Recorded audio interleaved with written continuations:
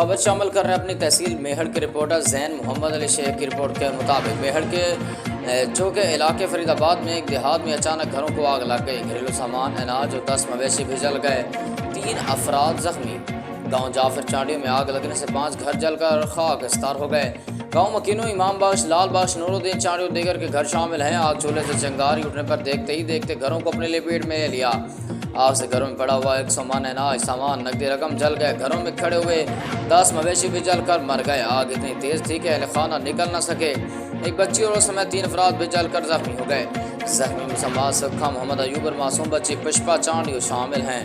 اطلاع کا وجود بھی میہڑ سے فائر بریگیڈ گاڑی نہیں پہنچ سکی. آگ کے زخمیوں کو فرید آباد BHU منتقل کیا گیا ہے. ایک کی حالت تشویشناک بتائی جا رہی ہے.